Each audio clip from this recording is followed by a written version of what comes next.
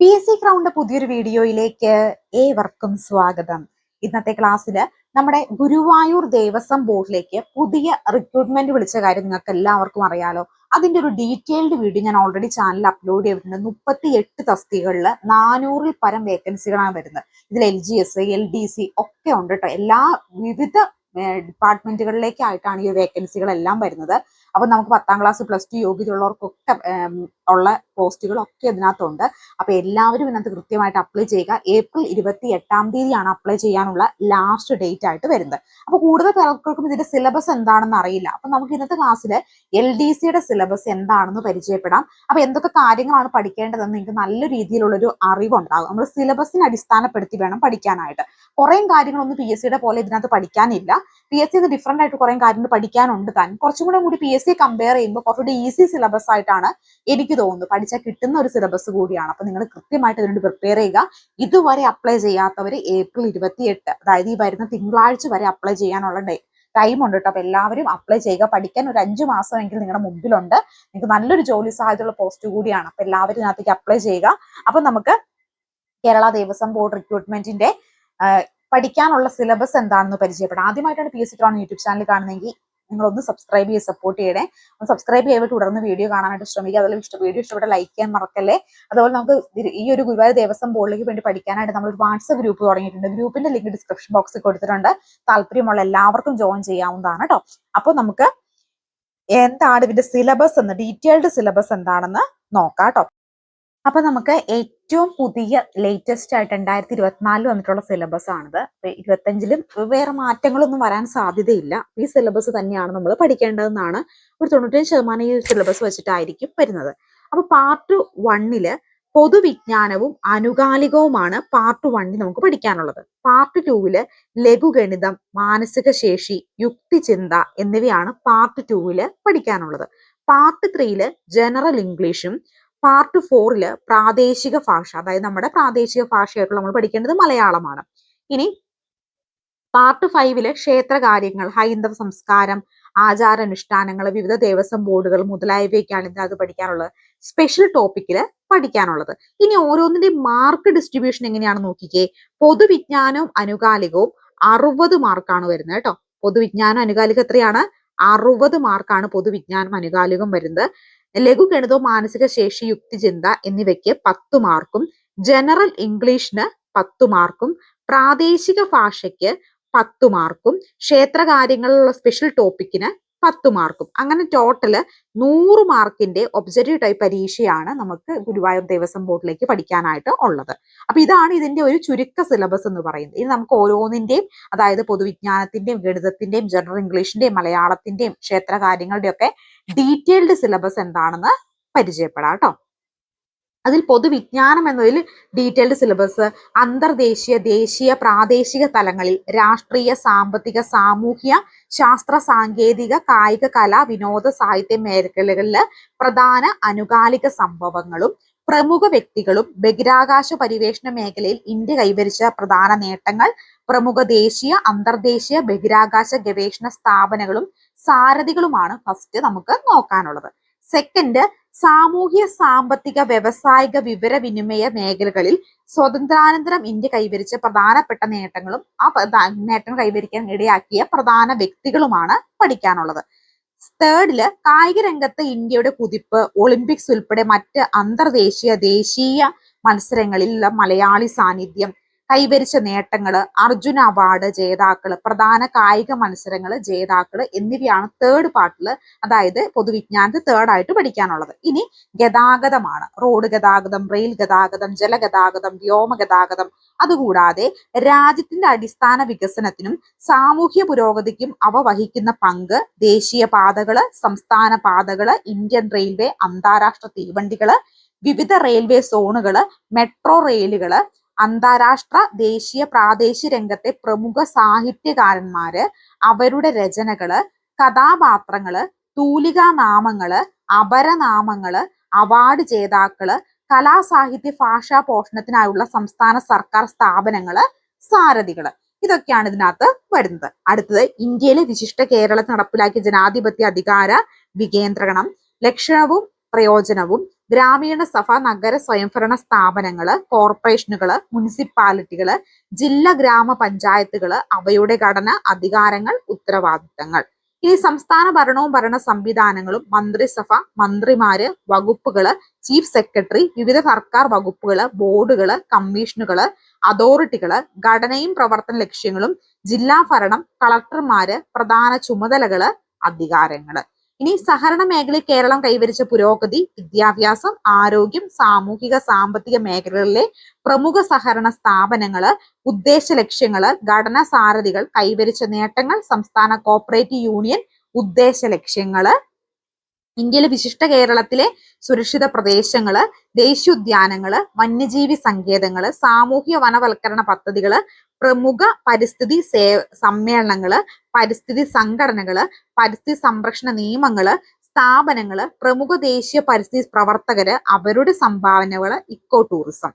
Indian ഭരണഘടന ആമുഖം, മൗലിക അവകാശങ്ങൾ, മൗലിക കർത്തവ്യങ്ങൾ, നിർദ്ദേശക തത്വങ്ങൾ, ഭരണഘടനാ സ്ഥാപനങ്ങൾ, ദേശീയ ഗാനം, ദേശീയ ഗീതം, ദേശീയ പതാക എന്നിവയെക്കുറിച്ചുള്ള അടിസ്ഥാന വിവരങ്ങൾ, ഐക്യരാഷ്ട്രസഭ പിറവിയും ലക്ഷ്യങ്ങളും, ഐക്യരാഷ്ട്രസഭയുടെ നിയമപുസ്തകം, അടിസ്ഥാന തത്വങ്ങള്, അംഗരാജ്യങ്ങള്, ഔദ്യോഗിക ഭാഷകള്, പ്രധാന ഘടകങ്ങള്, അനുബന്ധ സംഘടനകള്, പ്രവർത്തനം, ആസ്ഥാനങ്ങള്, ഐക്യരാഷ്ട്ര ദിനം, ആഘോഷ ലക്ഷ്യങ്ങള്, മറ്റ് അന്താരാഷ്ട്ര കൂട്ടായ്മകള്, കോമൺവെൽത്ത്, ചേരിചേരാ പ്രസ്ഥാനം, സാർക്ക്, ആസിയൻ, ബ്രിക്സ് തുടങ്ങിയ അംഗരാജ്യങ്ങൾ, കേന്ദ്ര സംസ്ഥാന തെരഞ്ഞെടുപ്പ് കമ്മീഷനുകൾ, ഘടന, അധികാരങ്ങൾ, ഉത്തരവാദിത്തങ്ങൾ, ഇലക്ഷൻ പരിഷ്കാരങ്ങൾ, ലോകസഭ, നിയമസഭ, തെരഞ്ഞെടുപ്പുകൾ, സാമൂഹ്യ നന്മയും സുരക്ഷയും, സാമൂഹ്യ ഭദ്രതയും, സാമൂഹ്യ സാമ്പത്തിക വികസന സുപ്രധാന കേന്ദ്രങ്ങൾ, സംസ്ഥാന നിയമങ്ങൾ, സാമൂഹ്യ സുരക്ഷ, ഇന്ത്യയിലെ അഴിമതി നിരോധന നിയമങ്ങള്, അഴിമതി നിയന്ത്രണത്തിലുള്ള ഭരണഘടനാ സ്ഥാപനങ്ങള്, Lokpal, central bureau of investigation, കേന്ദ്ര സംസ്ഥാന അഴിമതി നിർമ്മാർജ്ജന സ്ഥാപനങ്ങൾ,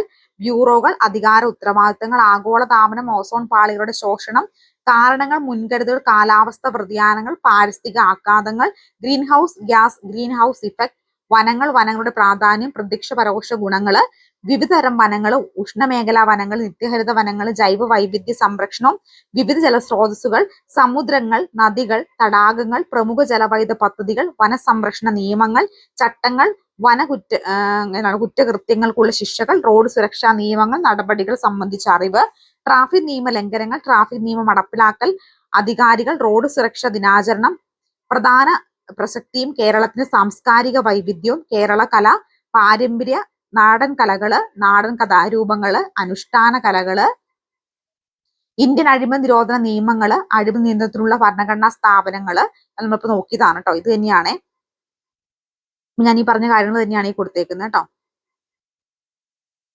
പ്രമുഖ കലാകാരന്മാര്, വിവിധ സാംസ്കാരിക സ്ഥാപനങ്ങള്, കോട്ടകള്, കൊട്ടാരങ്ങള്, സ്മാരകങ്ങള്, കേരളത്തിലെ ഭൂമിശാസ്ത്ര, ഭൂപ്രകൃതി, കാലാവസ്ഥ, നദികൾ, കായലുകൾ, മണ്ണിനങ്ങൾ, സസ്യജന്തുജാലങ്ങൾ, ഗതാഗതം, വാർത്താവിനിമയം, വ്യവസായം, പ്രകൃതി ദുരന്തങ്ങൾ, ദുരന്ത ലഘൂകരണ പ്രവർത്തനങ്ങൾ, പ്രാചീന കേരളം, മധ്യ കേരളം, അടിസ്ഥാന വിവരങ്ങൾ, ആധുനിക കേരളം, യൂറോപ്യന്മാരുടെ വരവ്, ബ്രിട്ടീഷ് ആധിപത്യം, ബ്രിട്ടീഷുകാർക്കെതിരെ നടന്ന ചെറുത്തുനിൽപ്പുകൾ, കേരളത്തിലെ വിദ്യാഭ്യാസ രംഗം, ആരോഗ്യ രംഗം, സാംസ്കാരിക മേഖല, വ്യവസായിക മേഖല, പുരോഗതിയും നേട്ടങ്ങളും, സാമൂഹ്യ പരിഷ്കർത്താക്കളും പരിഷ്കരണ പ്രസ്ഥാനങ്ങളും, ദേശീയ പ്രസ്ഥാനം കേരളത്തിൽ, ഐക്യ കേരള സംസ്ഥാന രൂപീകരണം, പിന്നെ അനുകാലിക വിഷയങ്ങൾ. അപ്പൊ നമ്മളിങ്ങനെ കൂടി കിടക്കുമ്പോൾ ഒരുപാടുണ്ടെന്ന് തോന്നുന്നു കേട്ടോ. പക്ഷെ ഇതെന്താണെന്നറിയാമോ, നമ്മുടെ സിലബസിൽ നമുക്ക്, അതായത് നമ്മുടെ PSC പഠിക്കുന്ന കാര്യങ്ങൾ തന്നെയുണ്ടല്ലോ, അതിങ്ങനെ ഒന്ന് അടുപ്പിച്ച് എഴുതിയേക്കുന്നത് മാത്രമേ ഉള്ളൂ. ഒരു 60 മാർക്കിലെ പൊതുവിജ്ഞാനവും അനുകാലികം എന്ന ടോപ്പിക്കില് ഒരു 60 മാർക്കിലുള്ള ഈ ഒരു 60 മാർക്കിന്റെ പെർസെന്റേജില് ഒരു 95% PSC പഠിക്കുന്ന കാര്യങ്ങൾ തന്നെയാണ് കണ്ടോ. ഈ പറയുന്ന കാര്യങ്ങളെല്ലാം തന്നെ PSC നമുക്ക് പഠിക്കാനുള്ളതാണ്, LDC പഠിക്കാനുള്ളതാണ്. ഏകദേശം സിലബസ് ഒരുപാട് സിമിലാരിറ്റീസ് ഉണ്ട്. അതുകൊണ്ട് നിങ്ങളിത് ഇങ്ങനെ കൂടി കിടക്കുമ്പോൾ തോന്നും അയ്യോ ഇത് ഭയങ്കര പാടാണെന്ന്. പക്ഷെ അങ്ങനെയല്ല, നിങ്ങൾ കൃത്യമായിട്ട് വായിച്ചു പോയി കഴിഞ്ഞാൽ മനസ്സിലാകും. ഏറെക്കുറെ LDC പറയുന്ന കാര്യങ്ങൾ തന്നെയാണ് ഇതിനകത്തും പഠിക്കാനുള്ളത്. വേറെ പുത്തനായിട്ട് കുറച്ച് കാര്യങ്ങൾ മാത്രമേ വരുന്നുള്ളൂ. അത് പഠിച്ചെടുക്കാൻ പാകത്തിനുള്ളത് തന്നെയാണ്, പഠിക്കാൻ സിമ്പിൾ ആണ്. കണ്ടോ, കേരളത്തിൽ ഭൂപ്രകൃതി, കാലാവസ്ഥ, നദികൾ, കായലുകൾ, മണ്ണിനങ്ങൾ, പ്രാചീന ഇന്ത്യകള്, യൂറോപ്യന്മാരുടെ വരവ് ഒക്കെ നമുക്ക് പഠിക്കാനുള്ളതല്ലേ ജനറൽ PSC. അത് തന്നെയാണ് ഇതിനകത്ത് പറയുന്നുള്ളൂ കേട്ടോ. അത്രയും 60 മാർക്കാണ് ഇത്രയും പോർഷനിൽ വരുന്നത്. ഇപ്പൊ ഇത്രയും പറഞ്ഞതിൽ 60 മാർക്ക്.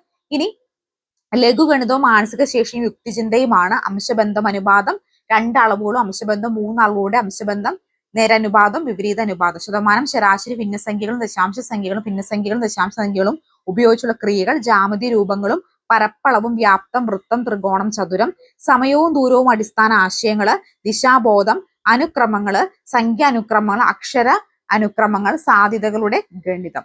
ഇനി ജനറൽ ഇംഗ്ലീഷിൽ testing skills comprehension testing elements of language vocabulary synonyms words of confused one word substitution spelling test പിന്നെ tense concord transition sentence preposition passive reporting article question tag modal auxiliaries degree of comparison error identification spelling direct indirect speech commonly used versus verbs and idioms.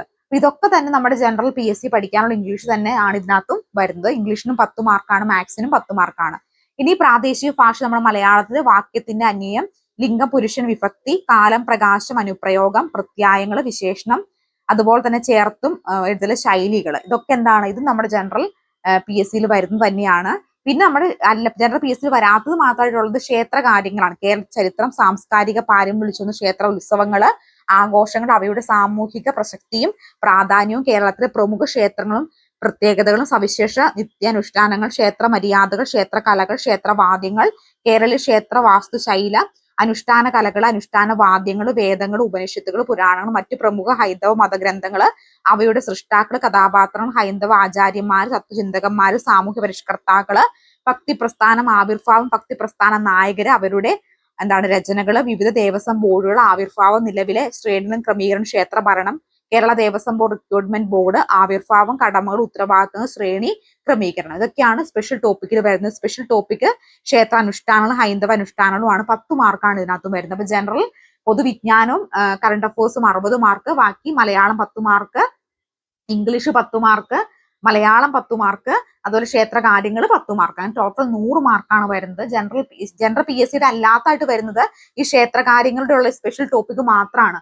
ബാക്കി പൊതുവിജ്ഞാനത്തിൽ കുറച്ച് topic നമ്മൾ general PSCയിൽ ഇല്ലാത്ത വരുന്നുണ്ട്. പക്ഷെ ബാക്കി almost ഒരു 90% നമ്മുടെ LDCയുടെ കോമൺ PSC LDC തന്നെയാണ് സിലബസ്. അപ്പൊ നിങ്ങൾക്ക് ഒരുപാട് നിങ്ങൾ LDCക്ക് വേണ്ടി പ്രിപ്പയർ ജനറൽ PSCക്ക് വേണ്ടി പ്രിപ്പയർ ചെയ്യുന്ന ഉദ്യോഗാർത്ഥികൾക്ക് ഒരുപാട് ടോപ്പിക്കുകൾ നമുക്ക് ഓൾറെഡി പഠിച്ച ടോപ്പിക്കുകൾ ഉണ്ടാവും. അതിനൊക്കെ കുറച്ചുകൂടി അഡീഷണൽ ആയിട്ട് പഠിച്ചാൽ മതി. അപ്പൊ നിങ്ങൾ കൃത്യമായിട്ട് ഇത് പഠിച്ചു പോവുക. നിങ്ങൾക്ക് നല്ലൊരു ജോബ് ഓപ്പർച്യൂണിറ്റി കൂടി ആയിരിക്കും ഇത്. നമുക്ക് ഈ ഒരു ദേവസ്വം ബോർഡ് റിക്രൂട്ട്മെന്റിന് വേണ്ടി ഗ്രൂപ്പ് ക്രിയേറ്റ് ചെയ്തിട്ടുണ്ട്. വാട്സ്ആപ്പ് ഗ്രൂപ്പാണ്. ഗ്രൂപ്പിന്റെ ലിങ്ക് ഡിസ്ക്രിപ്ഷൻ ബോക്സിൽ കൊടുത്തിട്ടുണ്ട്. താല്പര്യമുള്ള എല്ലാവർക്കും ജോയിൻ ചെയ്യാവുന്നതാണ് കേട്ടോ. അപ്പൊ നമ്മൾ ഡെയിലി ഇനി മുതൽ ഈ ഒരു ദേവസ്വം ബോർഡിലേക്കുള്ള വീഡിയോസും ഡെയിലി അപ്ലോഡ് ചെയ്യുന്നതായിരിക്കും. കണ്ടുപോകാൻ താല്പര്യമുള്ളവർക്ക് കണ്ടുപോകാവുന്നതാണ്. അപ്പൊ അടുത്തൊരു വീഡിയോ ക്ലാസ്സുമായി കാണാം. ആദ്യമായിട്ട് ചാനൽ കാണുന്ന കൂട്ടുകാരുണ്ടെങ്കിൽ ഒന്ന് സബ്സ്ക്രൈബ് ചെയ്ത് സപ്പോർട്ട് ചെയ്യണേ. താങ്ക്